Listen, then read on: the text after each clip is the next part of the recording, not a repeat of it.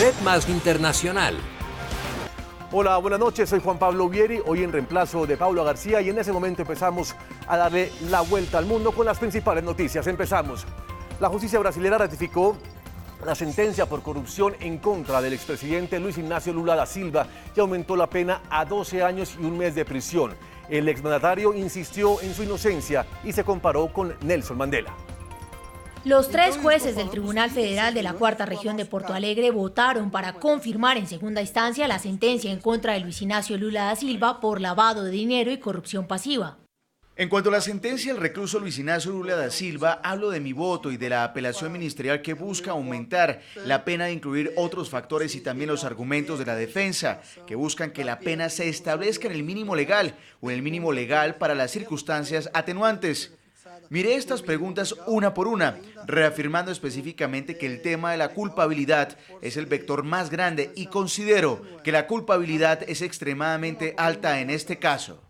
Los magistrados rechazaron todos los argumentos de la defensa y además de ratificar la sentencia proferida en julio del año pasado por el juez Sergio Moro, la aumentaron de 9 años y 6 meses a 12 años y un mes. Son hechos lamentables, como dijo el juez Joao Pedro, hechos que manchan la reputación de su excelencia, pero son hechos concretos que sucedieron y por eso debería haber un proceso judicial.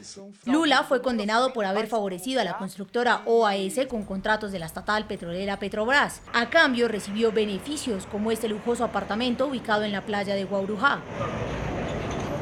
Además de elevar la pena, los 3 jueces decidieron que pueden ordenar la captura del exmandatario cuando sus abogados hayan agotado todos los recursos en contra de la decisión proferida este 24 de enero. La diligencia judicial fue realizada en medio de estrictas medidas de seguridad para proteger al propio tribunal y por temor a enfrentamientos entre miles de partidarios de Lula presentes en la ciudad y grupos de derecha que también llamaron a manifestarse.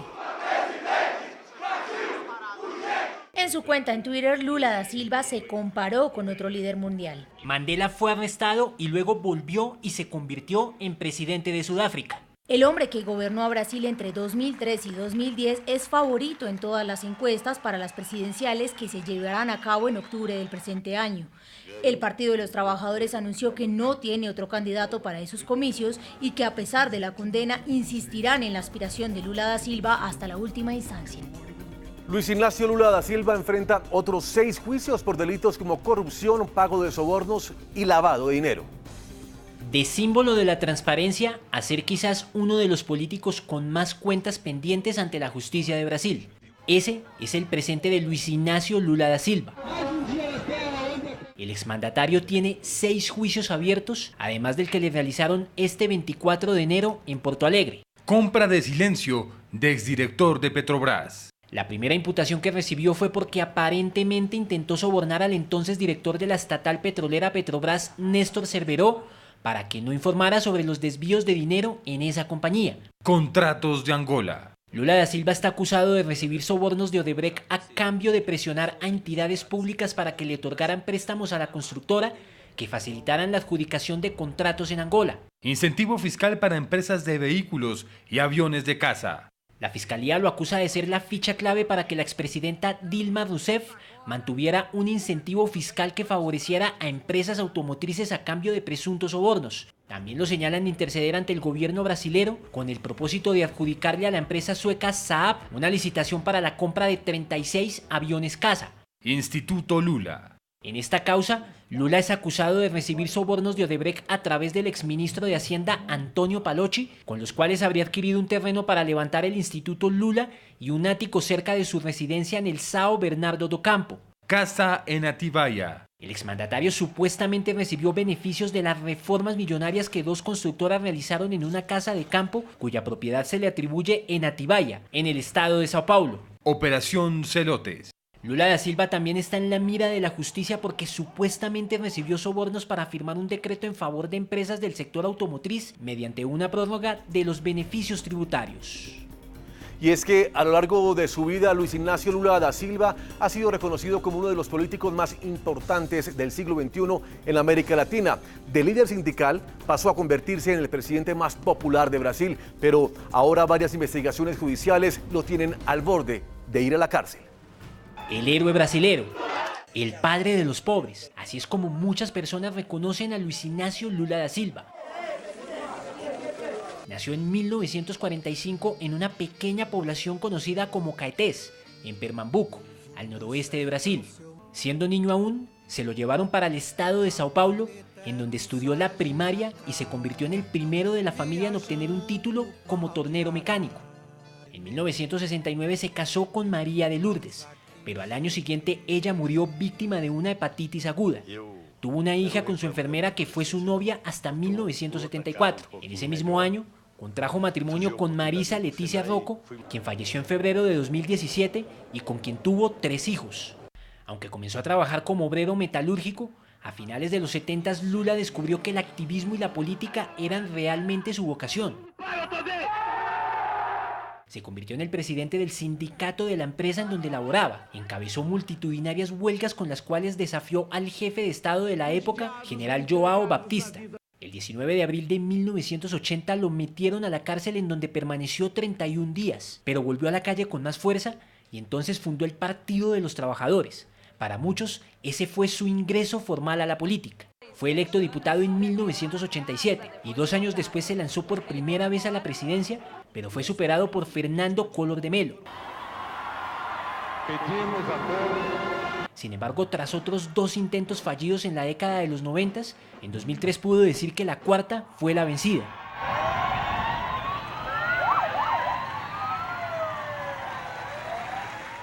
Durante sus 8 años en el poder propuso reformas y cambios para transformar social y económicamente al país. Impulsó programas que tenían como prioridad erradicar la pobreza.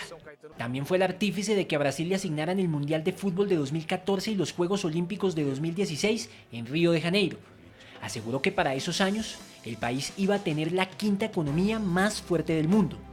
En 2010 terminó su segundo mandato con más del 85% de aprobación popular y consiguió que su sucesora, Dilma Rousseff, resultara electa. Tras dejar la presidencia, fundó un instituto político con su nombre y se dedicó a dar conferencias. En 2011 fue diagnosticado con un cáncer de laringe que superó al año siguiente. Sin embargo, lo peor estaba por venir. Varias acusaciones en su contra por corrupción tienen en declive al que es considerado como una de las figuras más influyentes del siglo XXI en América Latina. Y ante la decisión de los 3 jueces del Tribunal Regional de Porto Alegre, las reacciones en el mundo no se hicieron esperar. La noticia ocupó los titulares de los principales medios internacionales. Luego de conocerse la sentencia del Tribunal Regional de Porto Alegre contra el expresidente brasileño Lula da Silva, algunos líderes latinoamericanos mostraron a través de sus redes sociales su rechazo ante la decisión de los jueces. El presidente de Bolivia, Evo Morales, escribió: sentenciado injustamente. El hermano Lula da Silva es víctima de una conspiración que busca impedir que sea candidato y gane las elecciones con el apoyo del pueblo al que le dedicó toda su vida. Fuerza, hermano Lula. La también expresidenta de Brasil, Dilma Rousseff, destituida por el Senado, comentó: luchando siempre, seguir luchando. Vamos a garantizar el derecho de Lula a concurrir a la presidencia de la República, en las calles y en todos los rincones y ciudades de Brasil. De igual manera lo hizo la exmandataria argentina Cristina Fernández de Kirchner. Acompañamos a Lula y al pueblo de Brasil. Por su parte, el senador brasileño Ronaldo Caiado, del partido opositor Demócratas, aplaudió la decisión del tribunal. Algo histórico. Y lo que necesitamos ahora es conseguir votantes conscientes de que nuestra democracia ya no permite ser subyugada por proyectos de energía basados en populismo y la corrupción. La condena a Lula da Silva también ocupó las portadas de los principales medios internacionales. En Brasil, los medios O Globo y Folha hicieron un detallado recuento del proceso contra el expresidente. 12 años y 1 mes de prisión. Lula es condenado por 3-0 y la candidatura queda más lejana. Lula es condenado por unanimidad. Ambos medios anticipan la incertidumbre en el país para las elecciones presidenciales de octubre. Por su parte, el diario Le Monde tituló: el expresidente brasileño Lula fue condenado por apelación y por un futuro político comprometido. Y asegura que el panorama político de Lula se complica y permanece en serio peligro tras la sentencia. El País de España escribió: la segunda instancia confirma y aumenta la condena a Lula da Silva a 12 años. Midiendo el impacto que va a tener la noticia en las calles de Brasil, mientras el diario El Clarín hace un análisis de lo que pasará con el partido de Lula da Silva. Muy bien, y para analizar este tema vamos a hablar con Carolina Cepeda, directora de la Maestría en Estudios Contemporáneos de América Latina de la Universidad Javeriana. Muchas gracias por acompañarnos y bienvenida aquí a Red Más Internacional. Buenas noches, gracias por la invitación. Doctora Carolina, me llama la atención, para empezar con algo, es lo que dice Lula sobre la comparación de Nelson Mandela. ¿Usted cree que va al lugar o es un poco más emocional, hasta popular, hacer esa comparación vía mensajes de redes sociales? Bueno, yo creo que es en cierta medida un poco exagerada, pero tampoco hay que desconocer la trayectoria de Lula. Lula, pues como mostraba hace un momento la reseña, Lula es una persona que empieza en la lucha sindical en los años 80 en plena dictadura brasilera, y la posición de Lula en 1982 era una posición mucho más radical a la que tiene Lula hoy en 2018. En términos de confrontar a un gobierno dictatorial, en términos de modelo económico, era un poco distinta. Entonces, sí es exagerada, pero tampoco esto debe invitarnos a subestimar su historial de lucha como líder sindical, líder social y líder político. Hoy Lula da Silva tiene un respaldo más o menos aproximadamente del 30% para las elecciones de 2018. El respaldo popular sigue siendo una gran fortaleza para él, pero compararse con Nelson Mandela no es apuntarle muy alto al tema. Sí, puede ser otra vez motivo pues de la animosidad del momento. Sí. Pero pues supongo, o sea, creo que la discusión debe ir más allá de qué tan pertinente o no es la comparación. No es la más acertada en este contexto. Correcto. Porque llegan por motivos distintos. Sus antagonistas políticos además utilizan herramientas distintas para condenarlos, pero creo que vale la pena volver un poco sobre la trayectoria como líder social que él ha tenido. Claro. ¿Cuál es el panorama político que usted le ve, que usted le puede propiciar a Lula da Silva? ¿Es posible que él salga de ese lío tremendo en el que se encuentra? Yo creo que es muy complicado, entre otras cosas, porque algo que señala y que responde constantemente el PT, Lula y otros de sus seguidores, es que esto también es una cuestión política, no es solamente una cuestión judicial alrededor de un caso de corrupción, sino que también hay un trasfondo político en esto, y no es gratuito que esto salga en enero 24, a pocos meses de que Lula tenga que inscribir su candidatura, si es que va a ser candidato presidencial, y que además el PT haya sido muy claro al decir que no tiene a quién más lanzar como candidato si no está Lula. Entonces, creo que ahí eso hay que incluirlo. ¿Usted tiene la idea que esto puede ser en parte acomodado por parte de la justicia brasilera para frenar la fuerza del Partido de los Trabajadores en las próximas elecciones? Yo no diría acomodado exactamente, pero sí es muy pertinente para ciertos sectores políticos. Además que creo que vale la pena llamar la atención sobre algo muy importante que salía nuevamente en la reseña, y es que este no es el primer escándalo de corrupción que hay en Brasil. Fernando Collor de Mello, que le gana las elecciones a Lula da Silva, sale también por un escándalo de corrupción en su momento. Entonces, esto lo que nos puede llevar a pensar en cierta forma es que el sistema político brasileño es bastante inestable. Sí. Es un sistema además donde los partidos políticos no tienen estas fortalezas para hacer coaliciones, y eso lleva a que muchas veces haya problemas de gobernabilidad. Claro, pero en este caso estamos hablando del presidente más popular, y por algunos más popular de la historia de Brasil y del mundo, también calificado por diferentes medios de comunicación internacionales, y estamos hablando del caso de corrupción más grande que ha tenido Brasil en toda su historia. Entonces la dimensión es diferente a sus antecesores. Claro, y también es el caso de corrupción más grande que ha tenido Brasil, que toca al Partido de los Trabajadores, pero que también toca a la derecha, que también toca a Michel Temer, que está en el poder. Entonces es algo que es transversal a todas estas élites latinoamericanas, y que a veces pareciera que los atrapa a todos, ¿no? Como que en últimas, no importa de qué color sea, terminan salpicados, ya sea por omisión, porque actúan por capacidad de agencia, pero todos terminan involucrados en este tipo de escándalos. En América Latina parece entonces obligatorio que quien llega al poder tiene que estar inmerso en temas de corrupción. Tal vez es un tema de cultura política, no sabría muy bien cómo denominarlo, pero pues sí es algo a lo que le he dado muchas vueltas, y es que muchas élites políticas se sienten con derecho sobre.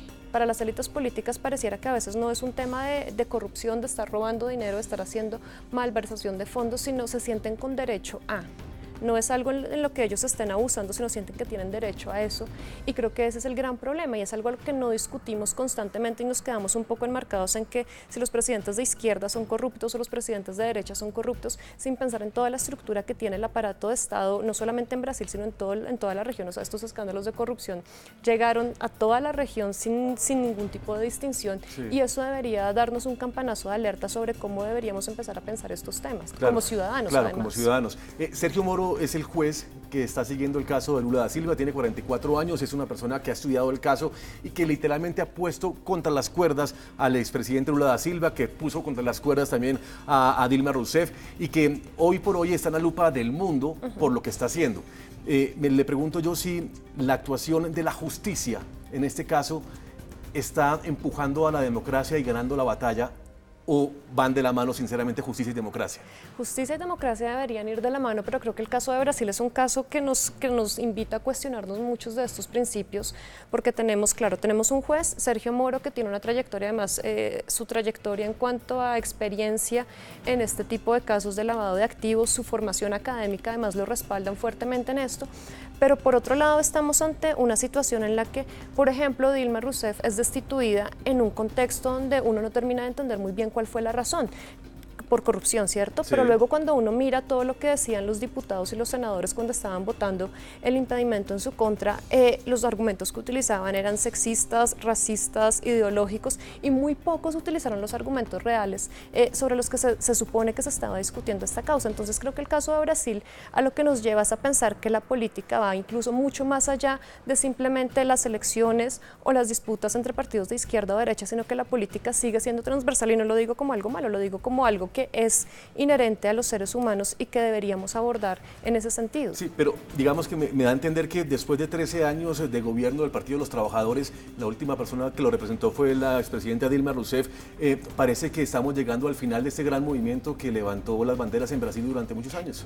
Pareciera que no, porque los datos de las encuestas dicen que Lula le ganaría a cualquiera de sus opositores. Ahora, ahí sí cabe una pregunta, claro, y ahí la pregunta que viene es, una cosa es Lula y otra cosa es el Partido de los Trabajadores. Correcto. ¿O son exactamente la misma cosa? Correcto. Básicamente, ¿cómo cree que va a terminar esto? ¿Usted cree que Lula va a terminar en la cárcel? Pues con la bola de cristal se me complica, pero creo que va a apelar y va a llegar hasta la última instancia y tal vez pueda lograr pues ganar un poco más de tiempo en este tema. La justicia ha mostrado que está haciendo muy bien su trabajo para unos, para otros que está muy politizada y que está siendo bastante útil a intereses políticos, entonces es muy difícil saber hasta qué punto va a llegar. Pues muy bien, Carolina Cepeda, directora de la Maestría en Estudios Contemporáneos de América Latina de la Universidad Javeriana, muchas gracias por acompañarnos aquí en Red Más Internacional. Muchas gracias, Juan Pablo. Continuamos porque después de que la justicia brasileña ratificara la condena por corrupción contra Luis Ignacio Lula da Silva, empiezan los interrogantes sobre su futuro político. Da Silva aún tiene la opción de recurrir a otras instancias. No hay orden de prisión hasta que Lula agote todos los recursos. Otro duro golpe en su carrera política sufrió Luis Ignacio Lula da Silva, condenado en segunda instancia por corrupción pasiva y lavado de dinero. Un juicio considerado histórico, más allá de poner sobre la mesa una de las figuras más importantes de la política de Brasil, sino por su relevancia sobre la influencia en las elecciones de 2018. El cumplimiento de esta condena se llevará a cabo una vez se agoten todos los recursos. El expresidente aún tiene instancias de apelación y la decisión final la tiene el Tribunal Electoral. Lula da Silva puede presentar un embargo de declaración. Se trata de un esclarecimiento de una decisión judicial que tendría que ser revisada por 3 magistrados. En caso de ser desestimado, podría apelar al Tribunal Superior de Justicia y al Supremo Tribunal Federal. Lula ya había manifestado su intención de seguir en política y su deseo de ser candidato a la presidencia. Incluso podría seguir con su campaña electoral e inscribirse como candidato el 15 de agosto. Es que a partir de esa fecha el Tribunal Superior Electoral será quien decida sobre su participación en los comicios. La ley en Brasil establece que no pueden ser elegidos candidatos condenados por crímenes contra la administración pública. Sin embargo, podría recurrir a tribunales superiores por derecho a disputar la presidencia. Solo el tiempo dirá, con el paso de las instancias, qué pasará con el futuro de Luis Ignacio Lula da Silva tras un largo y complejo proceso jurídico que no termina hoy. Y como lo decíamos ahora, el juez Sergio Moro fue uno de los grandes artífices de la situación de Luis Ignacio Lula da Silva. El magistrado, quien tiene a cargo el escándalo de corrupción conocido como Lavallato, condenó en primera instancia al exjefe de Estado en julio del año pasado. Hasta hace más de 3 años, posiblemente a muchas personas en Brasil y en el mundo, les sonaba desconocido el nombre de Sergio Moro. pero desde que le asignaron uno de los escándalos más sonados de los últimos tiempos en ese país, la trama corrupta dentro de la estatal petrolera Petrobras, se convirtió en toda una celebridad.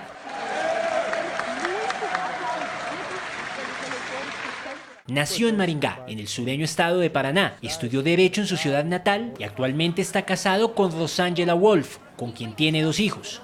Antes de hacerse cargo de la que también es conocida como la Operación Lavallato, Moro trabajó con la jueza Rosa Weber, magistrada del Supremo Tribunal Federal, y quien en 2005 demostró que varios parlamentarios habían recibido sobornos por apoyar iniciativas del Ejecutivo liderado precisamente por el entonces presidente Luis Ignacio Lula da Silva. Desde el principio tuvo en la mira al exmandatario y no dudó en ordenar su detención para conducirlo a declarar a la fuerza, ni en divulgar comprometidas conversaciones telefónicas privadas con la ahora expresidenta Dilma Rousseff. Esas 2 decisiones tuvieron un impacto mediático enorme, pero también fueron criticadas desde sectores del Poder Judicial que incluso lo acusaron de abusar de las prisiones preventivas. Sin embargo, Moro siguió adelante con sus pesquisas y a mediados del año pasado su nombre se hizo popular al condenar en primera instancia a Lula da Silva a 9 años y medio de cárcel por corrupción.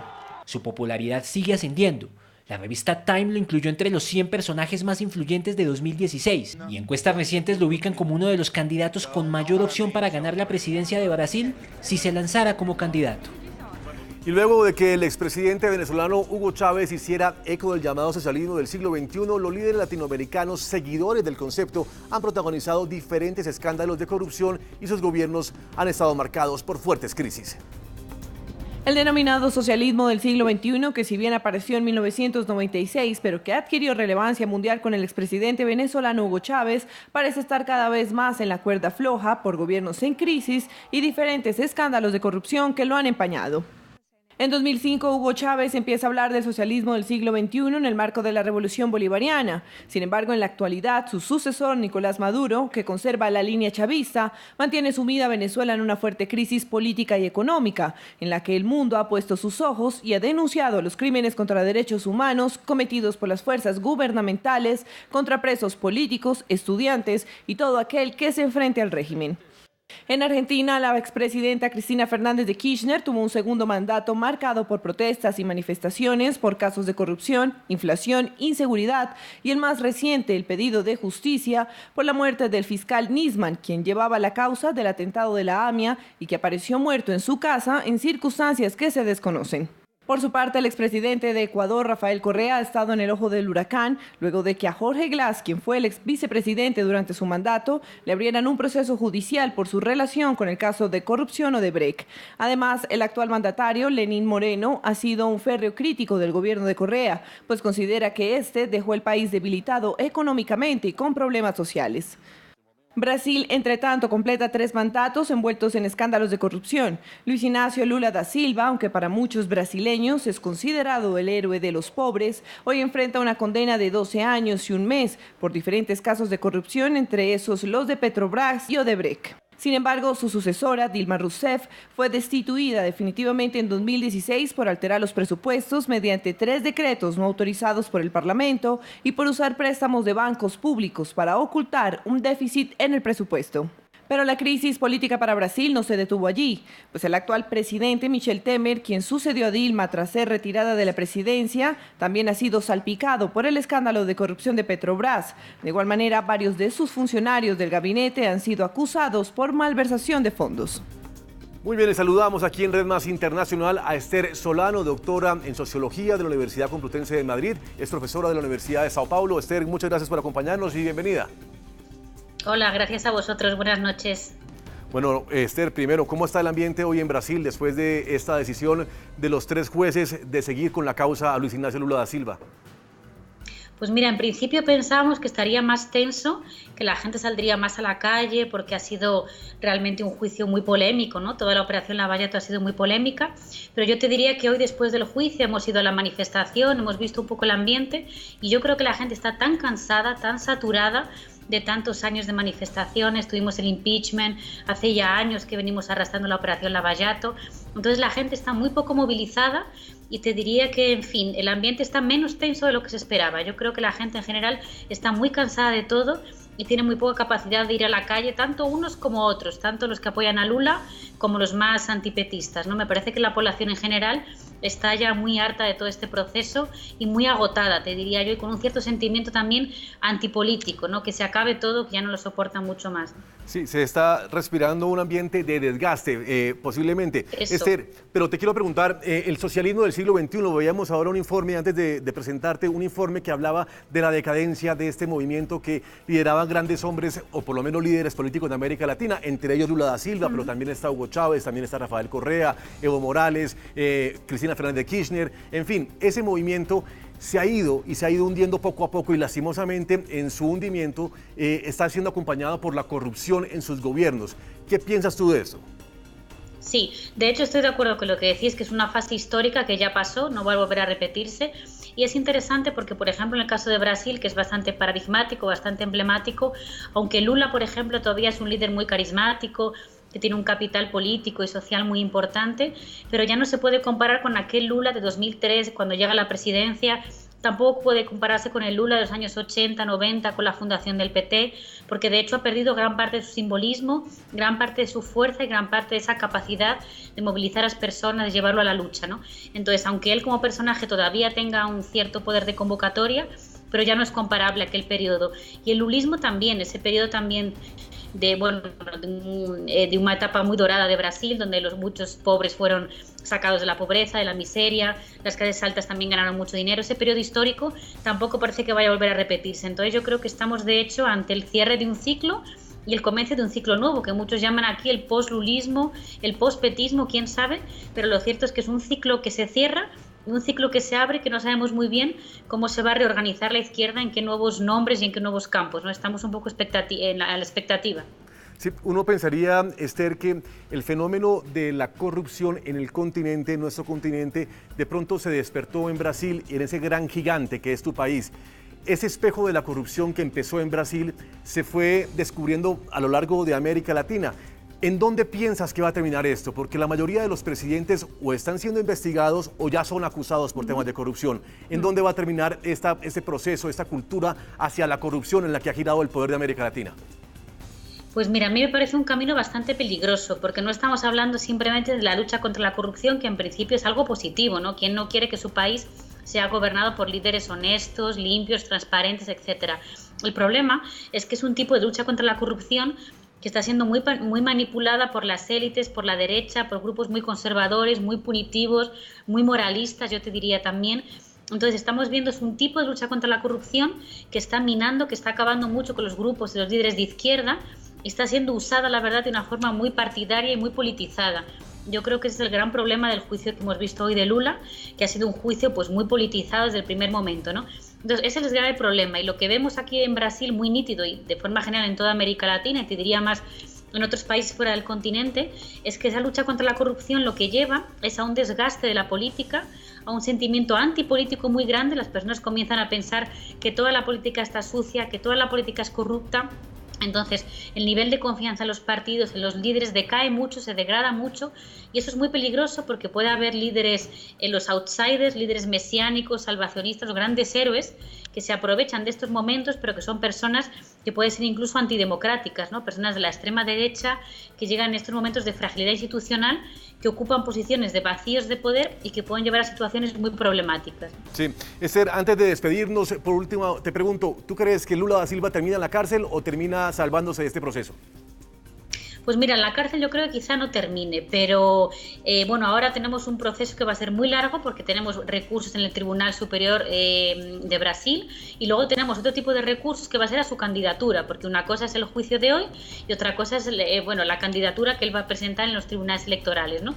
Entonces es un periodo muy largo, pero de hecho lo que todo indica es que probablemente con mucha seguridad no se va a poder presentar como candidato. Entonces yo te diría que quizá en la cárcel no termina, porque bueno, es un reo de su primera condena, es una persona ya muy mayor, pero de hecho sus derechos políticos no, sí que los va a perder. Entonces su candidatura prácticamente ya está en la cuerda floja y ahora yo creo que la gran duda, ¿no?, que todos estamos preguntándonos es quién va a ser su candidato, a quién va a indicar y si ese candidato será capaz de heredar sus votos de una forma masiva o será más frágil. No lo sabemos todavía, no estamos aguardando la respuesta.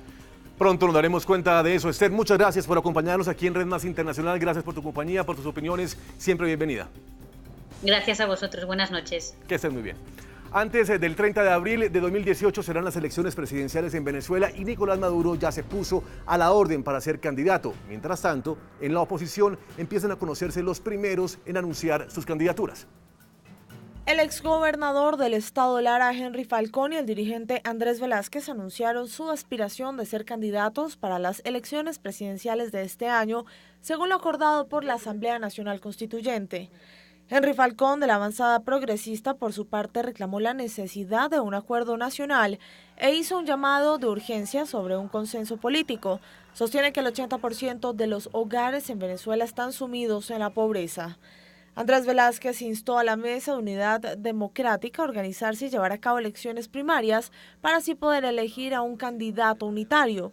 Con Falcón y Velázquez ya son 4 los postulados para candidatos por el lado de los opositores, después de que Claudio Fermín y el diputado Henry Ramos Alup se postularan como aspirantes. Por ahora la sorpresa sería un outsider, es decir, alguien fuera del panorama político, y no se descarta que se trate de Lorenzo Mendoza, presidente de Empresas Polar, quien pese a que en varias oportunidades ha descartado aspiraciones políticas, podría llegar a entrar en el sonajero.